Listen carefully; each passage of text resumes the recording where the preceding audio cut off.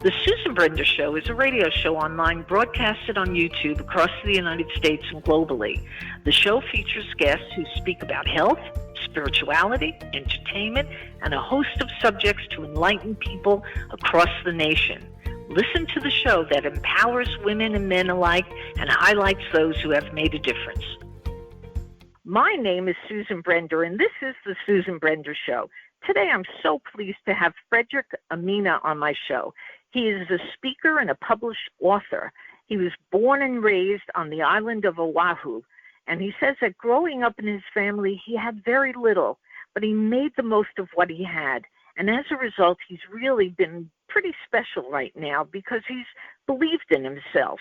You know, he said, in my youth, I was an illiterate and getting into a lot of trouble that eventually led him to alcoholism, which is a very serious problem. But through his faith with Jesus, with prayers and support from family and friends, he overcame all of the hardships and mistakes to become the person he is today, which leads me to asking you, tell us a little bit about your story, if you will. Hi, Susan. Yes, I was born and raised here on the island of Oahu.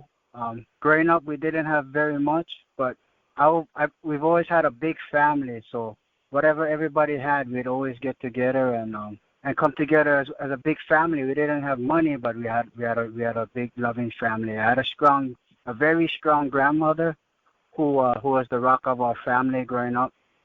She's the one who took me to church at a very young age because she was a pastor, and planted that seed in me, that seed of Jesus, that when I get older, you could really do whatever you wanted to do in life. But growing up, I always used to wonder how could that happen, because we didn't have much, but if you have Jesus, you have everything.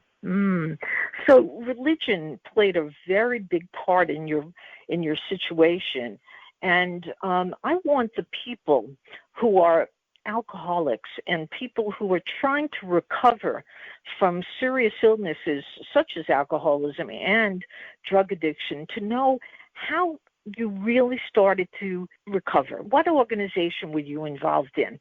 I want them to understand a little bit about your faith and how it got you through it, and what a person has to do to really get through it. Well, growing up, I started drinking at a very young age, at the age of 13. Alcoholism has always been a part of my family, as well as Jesus.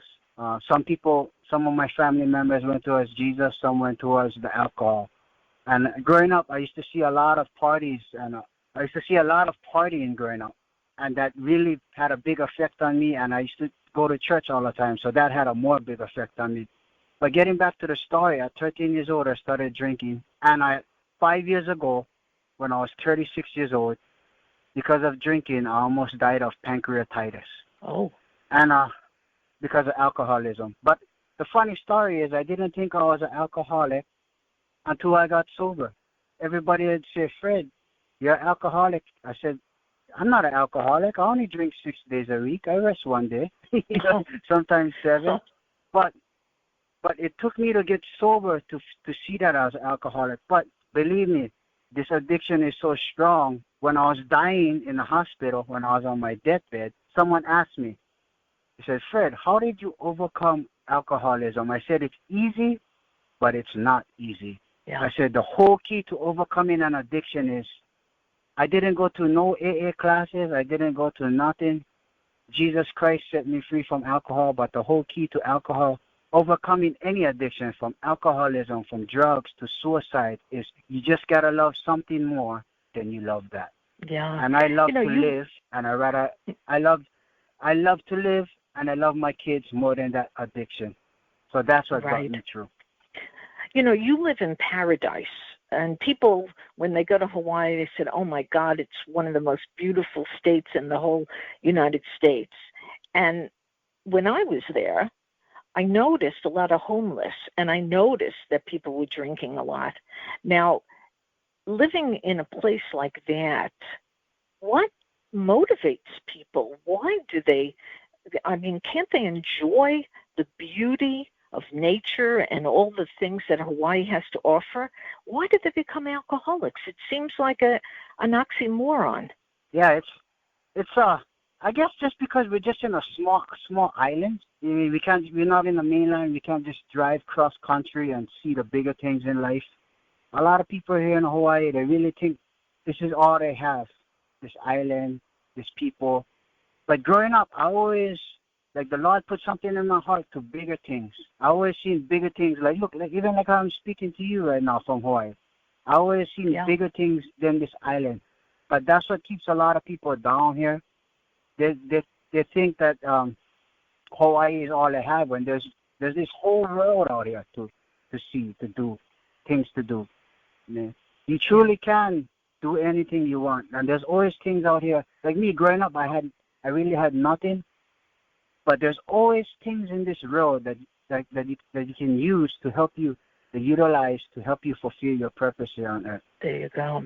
And what about youth? If you were standing in front of a group of youth, and I'm talking about people even in elementary school or junior high school or high school, give us a little idea of what you would tell them. I'll tell these kids, you truly can be anything you want. Like what I said earlier, there's always things out here that can help you. There's always people out here that opens up doors to do what you want. Because look at me, someone who could barely read, write, and spell end up becoming a book author, a speaker. Now I'm on TV shows, Hawaii Five-0, Magnum P.I. I just shot a Hollywood film that's coming out next year, next summer. So I'll tell them to, don't let no one kill your dreams, Because the only one who can kill your dreams is yourself. So you truly can do whatever you want. That's fascinating that you were invited to be on television and films. How did that happen? Jesus Christ. Honestly, he opened the doors for me. I've been doing this. I've been acting for the past month, and I'm always in the main scenes. And I'm always in the main shots with the main actors with no acting experience. And even of other actors, they asked me, they said, wow, Fred, I've been doing this for 7 years, for 5 years, for 2 years, for 1 year. They said, I never seen that before. I never did ever see anybody always in the main scenes in 1 month. And a lady asked me, she said, Fred, can I have that luck? I said, sure, you can have what I have, but it ain't luck. It's just Jesus. Believe me, Jesus, the one that opened these doors, that gave me favor with these directors, with these casting call agents. It's all the Lord. I just give him all glory. So it's your faith.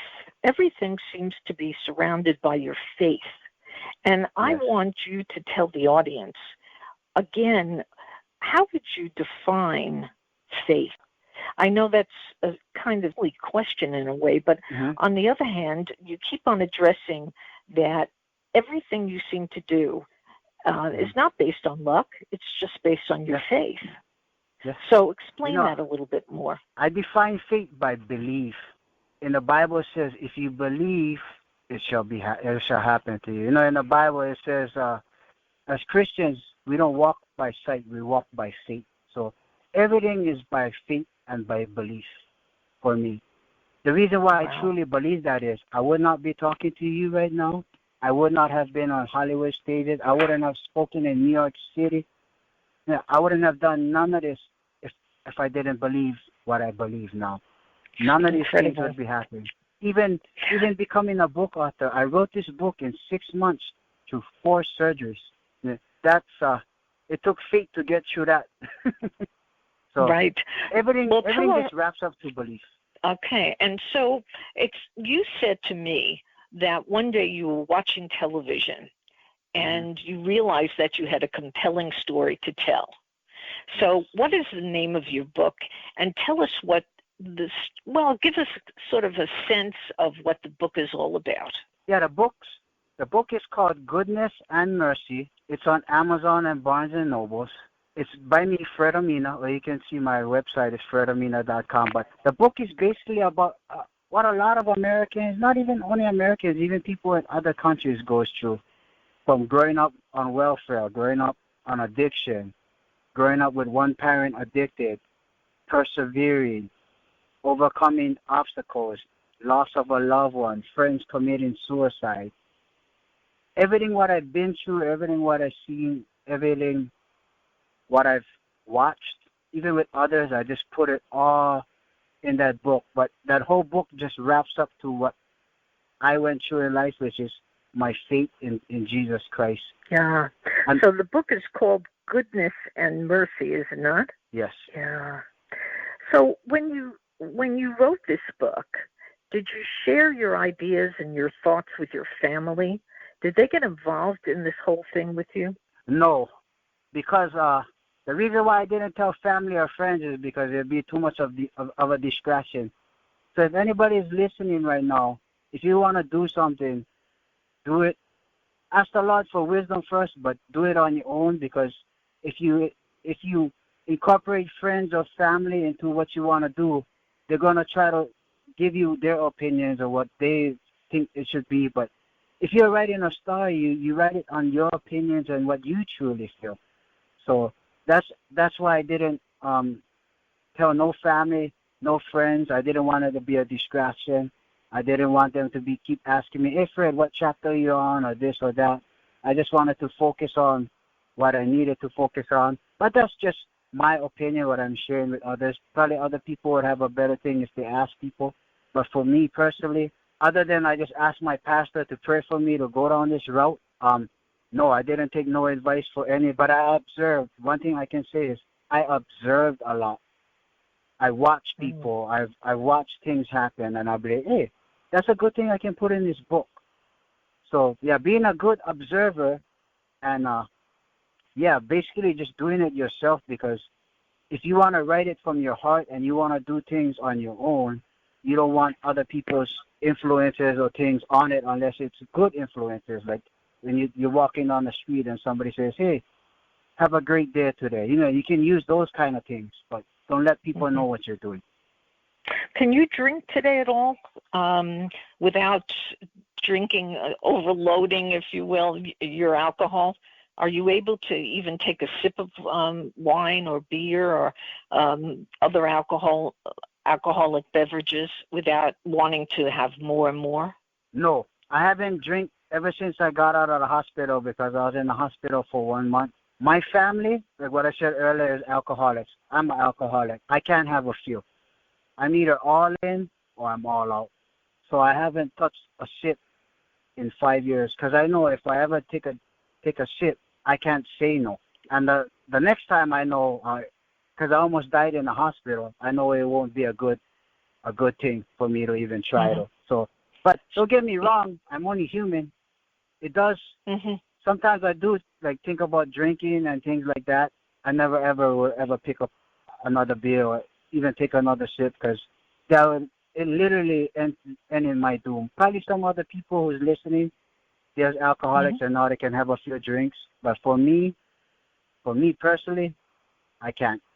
We haven't really read your book, and I'm just curious, do you tell stories of other people who are hooked on alcohol or drugs?